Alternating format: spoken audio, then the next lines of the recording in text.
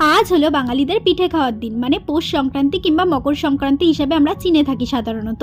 তো আজকের দিনে বাঙালিদের ঘরে ঘরে সন্ধ্যাবেলায় কিন্তু মা কাকিমারা একদম পিঠে বানানোর জন্য রেডি হয়ে থাকে। তো মাও আজকে পিঠে বানিয়েছিল, আজকে বানিয়েছিল পাটিসাপটা পিঠে। এটা বানাতে লাগছে দুধ, চিনি, সুজি আর চালের গুঁড়ো, ময়দা। এটা ভালো করে গুলিয়ে নিতে হবে, মানে একটা ব্যাটার তৈরি করে নিতে হবে। তারপরে ফ্রাই প্যানে অল্প পরিমাণে ঘি ব্রাশ করে তার উপর দিয়ে ব্যাটারটা দিয়ে দিতে হবে, আর তার উপরে দিতে হবে পুর।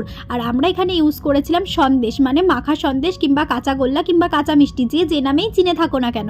সাধারণত কিন্তু আমরা এই পুরটা দিয়েই বানাই, আমার এটা দিয়েই ভালো লাগে। অনেকে কিন্তু তিলের পুর, আবার অনেকেই সন্দেশ, আবার অনেকেই দেয় নারকেলের পুর।